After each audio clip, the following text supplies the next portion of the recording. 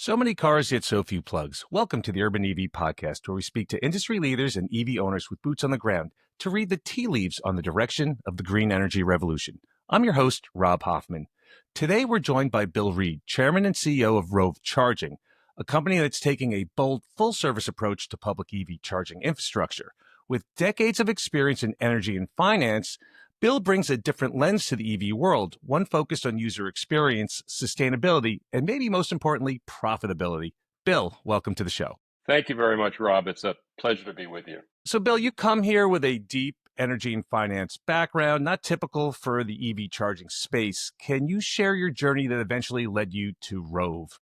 Well, I was initially, for the first 2 decades of my career, I was a financier, worked on high yield offerings and M&A transactions for private equity and infrastructure firms. And then I became a client rather than a client guy, and spent a lot of time in private equity and most notably working for energy infrastructure funds. And in my career, I've been involved in building large peaking facilities, large combined cycle plants, anything else in the solar and battery space I've been involved in. And nearly a decade ago, I went out on my own, and I'm currently chairman and CEO of Rove Charging. Rove was brought to me by one of my partners who said, what do you think about charging, retail charging? And I didn't think that the EV revolution was going to succeed. This is about 5 years ago. Mm-hmm. And then Tesla really came alive and got financing and started making a lot of money. So I looked at it very carefully. And there were a group of us who were EV enthusiasts, but who were very frustrated with the charging experience, the public charging experience, and thought there has to be a better way, particularly in a market like Southern California, which is so dense for EV ownership. So we said, why don't we build purpose-built sites, get Tesla chargers, CCS chargers, put a lot of them on one site so that people will know there's always availability, and then have full service amenities to go with it, much like the gas station model, to be perfectly honest. And what I brought to that team was I understood the energy markets, and I understood that if you're going to put in 40 DC fast chargers, you need a lot of power. And that becomes the key to our whole business. You have to find the power, and then you need to understand how to engineer it and get it to the cars. That's where I guess the secret sauce comes in, right? So how important is it for, EV infrastructure to learn from the traditional energy sector and model? I think it's very important. And as you know, our grid is very challenged right now. We're somewhere in a transition from a green focus to a traditional oil and gas focus. We've underinvested in the grid itself. We see all the work on data centers and the demands of EVs and growth in general. So you have to have a pretty strong understanding of how energy flows and where it's located and how it's priced to be able to be a successful developer in the EV space right now. All right, so let's talk more specifically about Rove Charging right now. How would you describe your model compared to the traditional the CPOs that are out there right now? Generally, the CPOs who are out there right now go to a landlord, somebody who controls a site.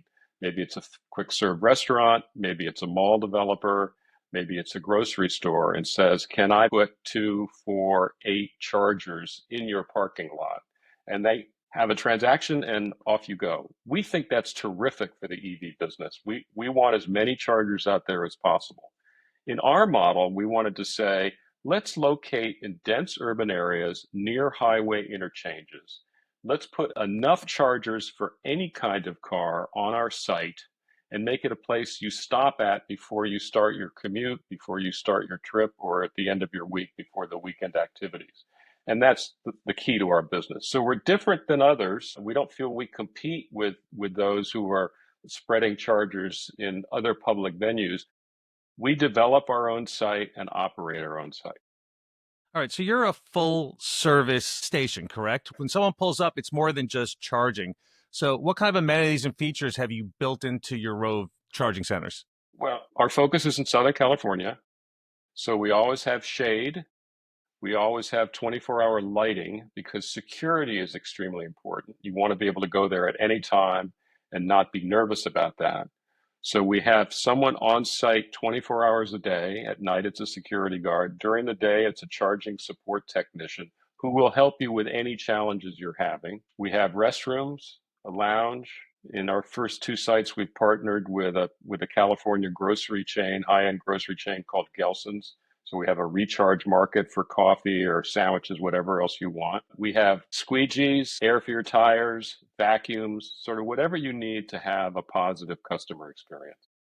I mean, Bill, it almost seems too obvious, right? This is what everyone wants, but why isn't everyone doing this? Is it the capital? Why hasn't everyone else invented this concept before? Well, a lot of the developers in the space are unrelated to the largest developer in the space, which is Tesla. The first thing we did was get to Tesla and say, "Can we get Tesla chargers? Will you buy into our concept?" And then we also got CCS. I think that's the first thing. We had a partnership from day one with Tesla that's been very productive for us. Secondly, it's expensive. If you're going to get an acre under control, then we also have batteries on site in order to level our usage for the grid, and we build a building, it's an expensive proposition. And we've had great success so far, but each one is a different project, but it's a real project. And that's really what I want to dig into. It seems like you pour enough money into anything, you can make anything happen, right? So how long has Rove been online for now at this point? So we opened our first site in Santa Ana off the 5 in the middle of October last year. Talk to us more about the that's your flagship station, correct? Talk to us more about that location. We're currently developing 10 stations. Santa Ana was ready to go first. So we opened at Santa Ana, and it's south of Anaheim. We're 10 minutes away from Disneyland, if you've ever been out there. And we got a terrific site that's about half a mile from a major highway interchange on the 5, and is also very dense for EV ownership around the site. The immediate neighborhood has a lot of EVs in it. And we were able to get the power and install it, not inexpensively, but install it at lower cost than other places, and have been very surprised at how well that's gone. Does California help you with subsidies or grants in any manner? You know, I've been in the infrastructure business long enough to realize that subsidies and grants come and they go, and they have requirements. So we insisted from day one that our business model would not be dependent on any government handouts or support. And the last administration in Washington was very supportive of EVs. This administration, little mixed, but California as a state is very supportive of what we're doing. But we do not rely on any handouts or loan guarantees or anything from public entities. That's a fantastic business model. So let's get down to the nitty gritty. What has the customer response been so far? So we were hoping that by the end of the first year, we'd be getting maybe 400 charges a day. We've had days so far where we almost do 1,000 charges a day. We're averaging about Fantastic. 700 a day, which is terrific. And it's about between 35 and 40% capacity utilization. We know that can Those are grow. great numbers, by the way, for anyone that uninitiated over there. You're looking to break, I think, like 17% is the national average or something like that. The break even for us was probably 15% or something. So we're very, very happy with that. And we know the busiest stations will do over 50%. That would be wonderful. But we're very, very pleased that our guess that the market wanted this product, our guess was correct. Certainly in this location, it was the right product. So were there any other lessons or surprises that you learned from this rollout of the Santa Ana station? We got most of it right. You know, it was expensive because we thought we would try everything. We built a pretty big building. We built a car wash. There's lots of space. As we build our second and our third sites, we've started on our second in Costa Mesa, California. You know, we've learned how to do things more efficiently. We probably will not have car washes at every one of our sites because there are a lot of car washes out there, and we're power people. We're charging cars. And we're trying to be more efficient in how we take power off the grid and how we manage it. So by and large, we think we got it mostly right, but there's always room for improvement. All right, so let's talk about your plan for growth. Obviously, you've got Southern California targeted right now. Where are you going to be over the next 12 to 18 months or even beyond? So we're building our second. We're preparing the next two, which we hope to be able to start perhaps by the end of the year. We're hoping that within 18 months we have 10 stations open. Do you plan on expanding outside of Southern California. Now, there is I want to bring up because obviously your business model sounds very similar to another one that's making a lot more waves here on the East Coast, and that's Ayana, which is backed by a lot of the major manufacturers. Are you both going to be competing head to head eventually? For better or for worse, we thought the densest EV marketplace in America was in Southern California. The second densest, incidentally, is Northern California. So if you think you want to grow out of where we are now, you would go north, you wouldn't go east. A lot of our competitors are trying to, they've taken federal money or whatever, they're trying to put charging stations on major interstate highways. Those are very needed. That's good for our business, but we don't see ourselves as competing right now against an Iona or some of the others in the space. All right, interesting. Now, it seems like you're in the black already, right? Can you talk to us about your path to profitability? So we were profitable in our first month. Very Wow, pleased. Very well done, Bill. pleased. Thank That's you. fantastic. And That's how you start a business. that's how you start a business. And part of the challenge is we control the whole site and we're not relying on somebody else to bring us power, et cetera, et cetera. We sort of control every element of it. And that's what's really helped us the most. That's wonderful. All right, let's open up the aperture a little bit and talk about the big picture, EV adoption and infrastructure as a whole. Yeah, what do you see are the biggest gaps in the U.S. to the charging infrastructure industry today? Well, look, we're fans of the product. We're fans of the car. I love the car. I love trying the new ones. I live in a major city, so I don't have a garage, so I always have to lease them. But we think it's a terrific product. And if you think a little bit about what might be happening to oil and gas prices, specifically gasoline prices, everybody's saying they're going to go up. It's going to go up. California is predicting that price per gallon could be $8 rather than $5. You can put 200 miles of electricity into an EV for less than $20. That would cost you closer to $100 in a traditional car. So we think the focus of the business will become much more about these are cheaper to own and use. And if you look at the gig economy and rideshare drivers, they're all aggressively moving into EVs because maintenance is very low and they're very inexpensive to operate. And we think that's good for our business. Yeah, and I live in New York, and yeah, I can. I've got a front row seat to all the ride hail drivers here, and they've all gone EV. Are you into level two charging at all, or is it all about level three? No, we're all DC fast chargers. Our Teslas are V4, and we're using the ABB product for the CCS for CCS cars. We have 350s and 184s on site. That's terrific. That's real high speed. So I love to hear that. All right. So tell me if you're comfortable with this question. If you're looking at the CPO landscape, who's doing it right and who's doing it wrong? To be perfectly honest, I'm so focused on our business. I spend some time looking at what they're doing, and I visited sites from others. I do know that that some of them are trying to put more chargers in per location, but I still hear the frustration of I get someplace and there's long lines, or my app didn't work, or I couldn't get it to turn on. That's one of the reasons why we wanted to have a charging technician on the site all the time. So if you need help with getting your credit card accepted or it's not turning on quite appropriately, we can make sure everything works for you. At our sites, we've got over 99% availability.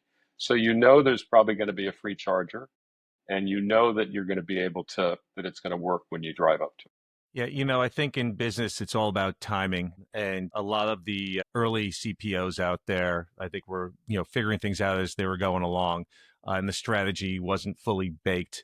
And I can tell you here in the Northeast, I've had a lot of negative charging experiences recently. Also, it's getting better by the day, Mhm. but before I heard of Rove, Iona was on my radar first. And I'm like, this is what I want to see. This is want to see a full-time technician, at least during daylight hours, who's on site, reliability, amenities, all of that stuff. I think that's the secret sauce. For kind of like a final thought thing here, when you look at, obviously there's a lot of skeptics, a lot of trolls out there who say we're not ready for an EV future. Can you kind of give your final thoughts on why we're really heading in this direction and why it's inevitable? Do you know, I was talking to a friend of mine and trying to explain our business to him yesterday, and I explained one thing that sort of set the light bulb off in his head. It is cheaper to deliver power through wires to an electric motor to run a car than it is to have the power plant in the front of the car that has to be maintained and needs gasoline. In the long run, in a world with scarce resources, having electric cars is much more efficient than having gas-powered cars. We need all the oil and gas, and we need to generate the electricity, but it is more efficient for a world if we're using electricity as efficiently as we can. And, I think it's one of those things that's a real strong argument, and it makes a lot of sense. I would say in the end, the consumer is more concerned about their convenience than anything else. And the big knock about EV, range anxiety, reliability, user experience, all that stuff. And I feel what you're doing here is checking off that box. And once that problem is resolved, I think you're going to see a lot more EV adoption. So, bravo to you and what you're doing right now. It's really, really good stuff. I look at all the new car introductions, and they're getting to the point where they're promising 350 to 400-mile range. The batteries are getting faster. We have the power. Batteries are getting faster, so charging times are going down. I think the technology will improve the experience steadily over the next decade. Are mega chargers on your roadmap for the future? They're not, simply because the vehicles there aren't that many vehicles that can take power that fast. We're mostly 400 volt on everything we do. We're delivering 200, 225 kW to a car. If it got to the point where everybody had a battery that could get filled up in 5 minutes and needed more power, we have the power. You have the power to do it. So you have the ability. There's just a chicken and egg scenario over here, but you're capable of doing it.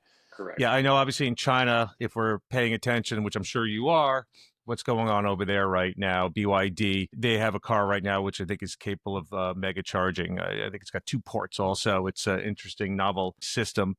You can't buy BYD over here. It's going to take a while till that technology reaches our shores, but it's great to see that you have the ability to upscale to handle that. Because I think the laggards, the last people to adopt EVs are going to be the ones that need to be able to charge their car as fast as you can pump gas, and that's going to be the solution. And the next generation will be experimenting with solid state batteries. You'll be able to fill up a solid state battery in 5 minutes, just like putting gas in your car. And then you're going to get like an 800-mile range as well, which we're seeing those sort of projections, which is just absolutely incredible. Bill, was there any other topic that we missed in this conversation? No, I think we hit the big ones. I just want to thank our community. We work very hard at each of our sites to make sure the EV clubs, the local charities, the community organizations come to our site, see what we're doing. We try to support our community. And I think there's a very engaged group of customers who are excited about what we're doing. I think there's a bright future for EV. Well, Bill, I'm excited also, but it kind of saddens me that I'm not hearing that you have any plans to expand into New York. Is that conceivable in the next decade? New York is an extremely hard place to move electricity around. I don't think it's conceivable. The states that are growing fastest after California, the West Coast states, is Texas and Florida, if you can believe it. I think it's more likely if we continue to be very, very successful, that we'll be going to those states. So one other thing just comes to mind right now. I noticed that your charging stations all have solar canopies. Is that almost just kind of like, all right, we're green, we're sustainable, we've got a solar canopy here? Or is that actually functioning to sort of power your battery storage? Do you actually gain enough energy from that to make it worth the while to build a canopy in the first place? So if you can believe it, a solar panel costs about the same as a metal panel. So if you're building shade, if you're willing to put on a solar panel to help generate the shade, we generate electricity. It helps power the store and power the car wash, et cetera, et cetera. So we're very happy for the electricity.